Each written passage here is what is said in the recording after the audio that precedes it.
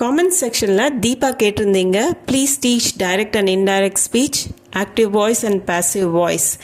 இந்த ரெண்டுமே இந்த வீடியோவில் பார்க்கலாம். உங்களுக்கு கிராமரில் இன்ட்ரெஸ்ட் இல்லைன்னா கூட கடைசி வரைக்கும் ஸ்கிப் பண்ணாமல் பாருங்கள், உங்களுக்கு யூஸ்ஃபுல்லாக தான் இருக்க போகுது. வணக்கம், நமஸ்கார், welcome back to my channel. என் பேர் உமா.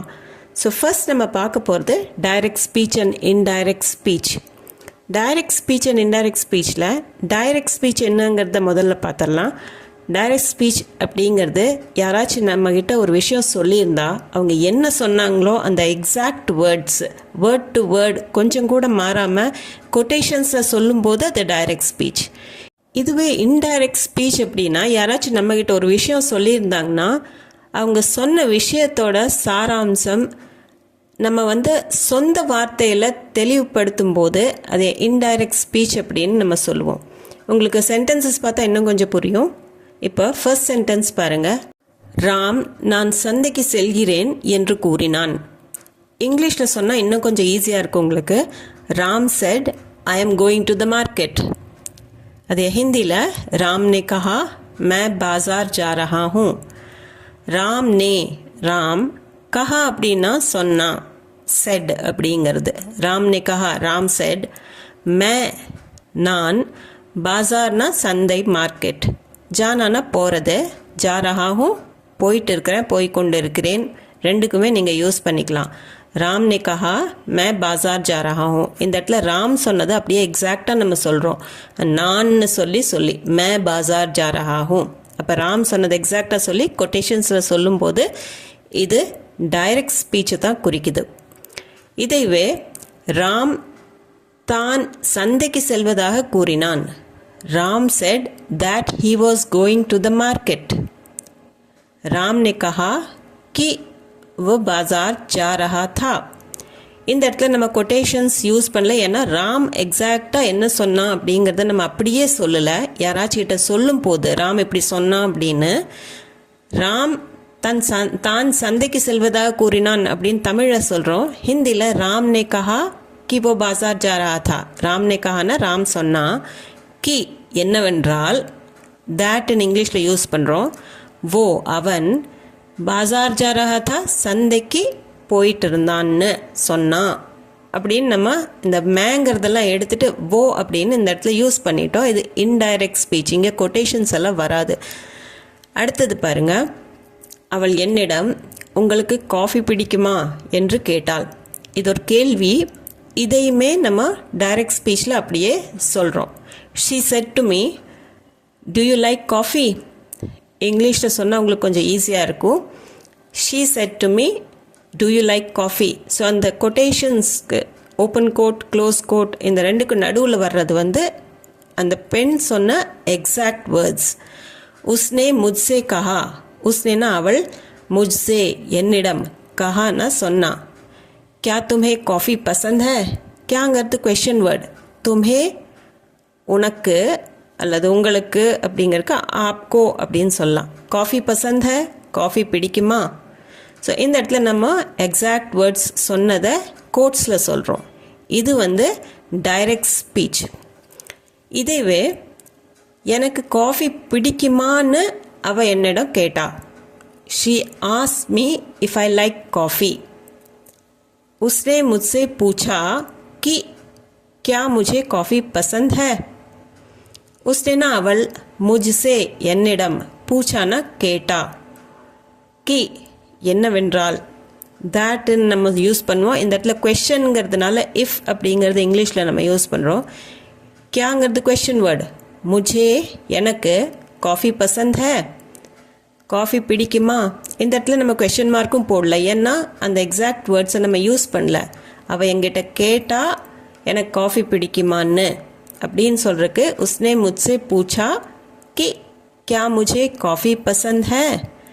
இது இன்டைரக்ட் ஸ்பீச். அடுத்த எக்ஸாம்பிள் பாருங்கள். ஆசிரியர் மாணவர்களே அமருங்கள். ஸோ ஸ்டூடெண்ட்ஸ் சிட் டவுன் அப்படின்னு சொன்னாங்க. Teacher said sit down students. शिक्षक ने कहा छात्रों बैठ जाओ. शिक्षक அப்படிங்கிறது ஆசிரியர், டீச்சர். கஹானா சொன்னார். சாத்ரோம் அப்படின்னா மாணவர்களே, பேட் ஜாவ் அப்படின்னா உட்காருங்க, பேட் ஜாயே அப்படின்னு கூட சொல்லலாம், பேட் ஜாவ் அப்படின்னு வயசில் சின்னவங்களாக இருக்கிறதுனால சொல்லலாம். शिक्षक ने कहा கோட் छात्रों बैठ जाओ. शिक्षक என்ன சொன்னாரோ அப்படியே எக்ஸாக்ட் வேர்ட்ஸை நம்ம இந்த இடத்துல சொல்கிறோம் கோட்ஸ்குள்ளே. இதைவே நம்ம இன்னொருத்தர்கிட்ட शिक्षक என்ன சொன்னார் அப்படின்னு சொல்லணும்னு இருந்ததுன்னா ஆசிரியர் மாணவர்களை அமருமாறு உத்தரவிட்டார். The teacher ordered the students to sit down. शिक्षक ने छात्रों को बैठने का आदेश दिया. शिक्षक ने ஆசிரியர் छात्रों को மாணவர்களுக்கு, பேட்னானா உட்கார்றது, ஆதேஷ் தீனா அப்படின்னா உத்தரவிடுறது.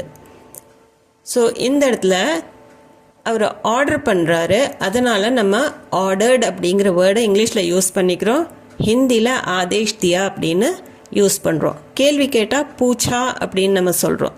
ஆனால் எக்ஸாக்டாக சொல்லும்போது கூறினார், சொன்னார், இங்கிலீஷில் செட் அப்படிங்கிறத மட்டும்தான் நம்ம சொல்லுவோம். இன்டைரக்ட் ஸ்பீச்சில் அது என்ன டோனில் இருக்குதோ அதுக்கு தகுந்த மாதிரி அந்த வேர்டை யூஸ் பண்ணிக்குவோம். இங்கே ஆதேஷ் தியா அப்படின்னு நம்ம யூஸ் பண்ணுறோம்.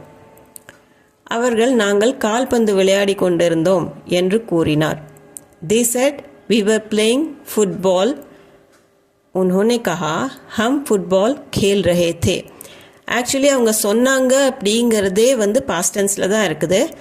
அதுலேயுமே அவங்க பாஸ்ட் டென்ஸில் சொல்லும்போது நாங்கள் ஃபுட்பால் விளையாடிட்டு இருந்தோம் அப்படின்னு அந்த எக்ஸாக்ட் வேர்ட்ஸே பாஸ்ட் டென்ஸில் இருக்குது அந்த சென்டென்ஸ். அதையுமே நீங்கள் இன்டைரக்ட் ஸ்பீச்சில் மாற்றலாம்.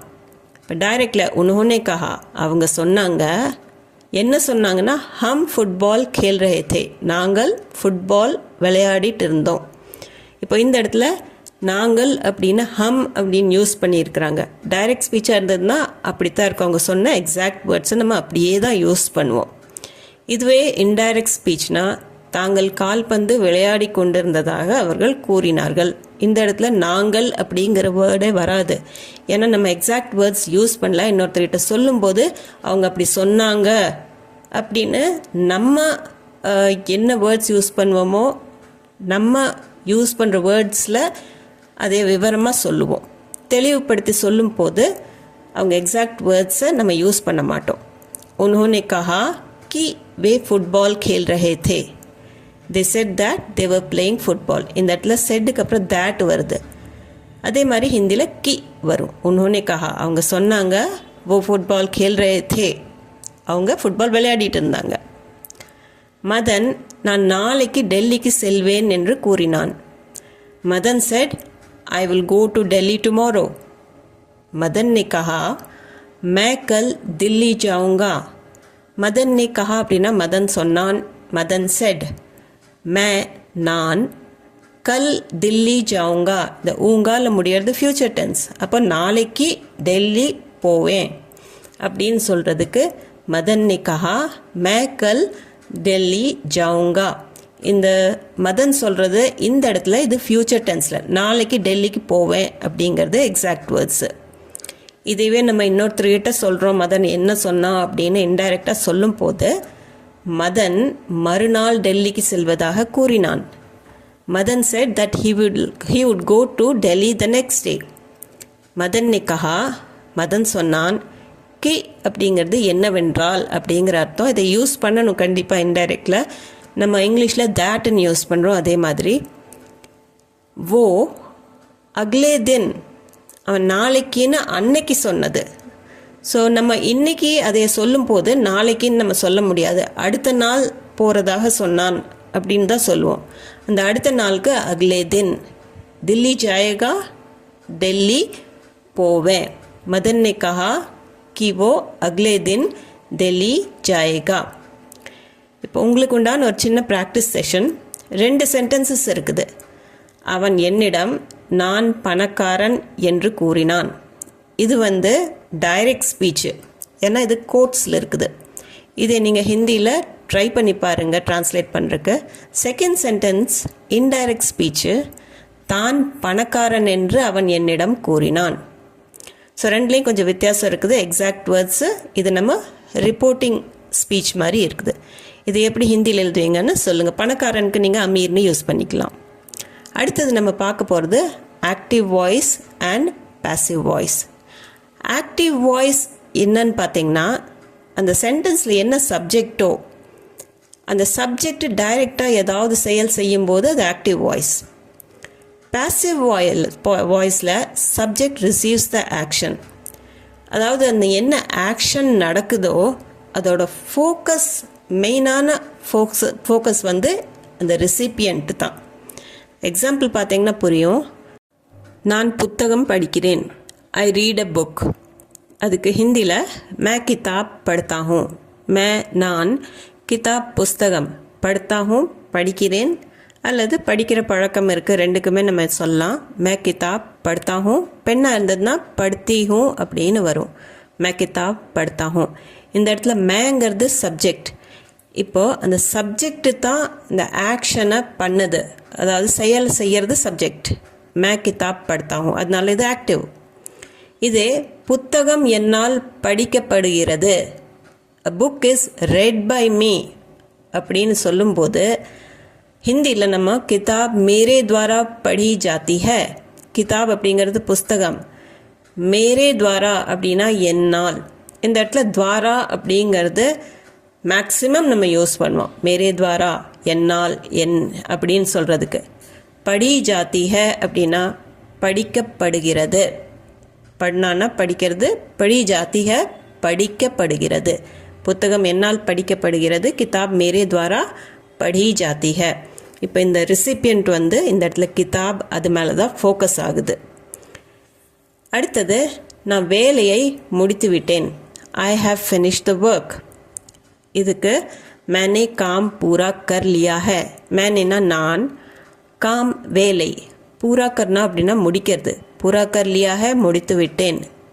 மேனே காம் பூரா கர் லியா ஹை. இந்த இடத்துல சப்ஜெக்ட் நான், மேங்கிறது. இப்போ நான் வேலையை முடிச்சிட்டேன், அந்த செயலை வந்து நான் செஞ்சிட்டேன் அப்படின்னு டைரெக்டாக சப்ஜெக்ட் சொல்லும் போது இது ஆக்டிவ் வாய்ஸ். இதுவே வேலை என்னால் முடிக்கப்பட்டது, the work has been finished by me. मेरे द्वारा काम पूरा कर लिया गया है, அல்லது काम मेरे द्वारा पूरा कर लिया गया है. मेरे द्वारा அப்படின்னா என்னால். பூரா கர்னா முடிக்கிறது, பூரா கர் லியா கயா ஹை முடிக்கப்பட்டுள்ளது. காம்னா வேலை. இப்போ இந்த ரெசிபியன்ட் வந்து இந்த வேலையை நான் முடித்தேன், ஆனால் வேலையை முடித்ததுனால வேலை மேலே அந்த ஃபோக்கஸ் போயிடுது. இந்த இடத்துல காம் மேரே துவாரா பூரா கர் லியா கயா ஹை அப்படின்னு தான் நம்ம இந்த பாசிவ் வாய்ஸில் சொல்லுவோம். ஸோ பாசிவ் வாய்ஸில் ஃபோக்கஸ் வந்து ரெசிபியன்ட். அவர்கள் காரை கழுவி கொண்டிருந்தார்கள், they were washing the car. Way car धो रहे थे. வேனா அவர்கள், போன்னு பேச்சு வழக்கில் நம்ம சொல்லுவோம். காரை வந்து கார்னு அப்படியே யூஸ் பண்ணிக்கிறோம். தோனா அப்படின்னா கழுவுறது, தோ ரஹே தே பாஸ்ட் கண்டினியூஸ் டென்ஸ். கழுவி கொண்டிருந்தார்கள், they were washing the car. இப்போ இந்த இடத்துல சப்ஜெக்ட் வே அவர்கள், அவங்களே டைரெக்டாக வேலை செய்யும் போது இது ஆக்டிவ். அவர்களால் கார் கழுவப்பட்டு கொண்டிருந்தது அப்படின்னு சொல்கிறதுக்கு கார் உன்கே துவாரா தோயி ஜா ரஹி தி. கார் உன்கே துவாரா அப்படின்னா அவர்களால். மேரே துவாரா அப்படின்னு நம்ம சொல்லும்போது என்னால் அப்படிங்கிறதுக்கு யூஸ் பண்ணோம். அவர்களால் அப்படிங்கிறதுக்கு உன்கே துவாரா. கழுவப்பட்டு கொண்டிருந்தது அப்படிங்கிறதுக்கு தோயி ஜா ரஹி தி. தோனானா கழுவுறது, தோயி ஜா ரஹி தி கழுவப்பட்டு கொண்டிருந்தது அப்படின்னு சொல்கிறது. இப்போது இந்த இடத்துல காருங்கிறது பெண்பால், அதனால தோயி ஜா ரஹி தி அப்படின்னு தான் நம்ம முடிப்போம். இது பாசிவ் வாய்ஸ். இதோட ஃபோக்கஸ் வந்து கார் மேலே தான் போயிடுது சப்ஜெக்ட்டுங்கிறது. இப்போ உங்களுக்கு உண்டான ஒரு சின்ன practice session active voice passive வாய்ஸ்க்கு. ஃபர்ஸ்ட் சென்டென்ஸ் பார்த்திங்கன்னா, அவன் கடிதம் எழுதினான். இது ஆக்டிவ் வாய்ஸில் இருக்குது. ஹிந்தியில் இது எப்படி எழுதுவீங்க அப்படிங்கிறத ட்ரை பண்ணி பாருங்கள். அதே மாதிரி பாசிவ் வாய்ஸில் ஒரு சென்டென்ஸ், கடிதம் அவனால் எழுதப்பட்டது. அவன் கடிதம் எழுதினான் ஆக்டிவ் வாய்ஸ், கடிதம் அவனால் எழுதப்பட்டது அப்படிங்கிறது passive voice. Most of the time active வாய்ஸில் சொல்கிறது தான் ரொம்பவுமே ஈஸியான ஒரு விஷயம். பாசிவ் வாய்ஸ் அதிகமாக யாருமே யூஸ் படுத்த மாட்டாங்க. இந்த வீடியோ உங்களுக்கு யூஸ்ஃபுல்லாக இருந்திருக்கும்னு நம்புகிறேன். இது சம்மந்தமான டவுட்ஸ், கொஷன்ஸ், உங்கள் ஃபீட்பேக் எதுவாக இருந்தாலும் கமெண்ட் செக்ஷனில் கமெண்ட் பண்ணி சொல்கிறதுக்கு தயங்காதீங்க. அது போக நம்ம சேனலுக்கு நீங்கள் புதுசாக இருந்தீங்கன்னா சேனலை மறக்காமல் சப்ஸ்கிரைப் பட்டன் அமைத்தி சப்ஸ்கிரைப் பண்ணிக்கோங்க. இந்த வீடியோ பிடிச்சிருந்தால் லைக் பண்ணிவிட்டு ஹைப் பாயிண்ட்ஸும் கொடுத்துட்டு உங்கள் ஃபேமிலி அண்ட் ஃப்ரெண்ட்ஸ் சர்க்கிளில் யாராச்சும் ஹிந்தி கற்றுக்கணும்னு இருந்ததுன்னா, யாராச்சும் நார்த்தில் இருக்காங்க, ஃபாரினில் இருக்காங்க, தேவைப்படுதுன்னா கண்டிப்பாக அவங்களுக்கு ஷேர் பண்ணிக்கோங்க. நான் மீண்டும் ஒரு வீடியோவில் உங்களை சந்திக்கிறேன். தேங்க்யூ ஃபார் வாட்சிங்.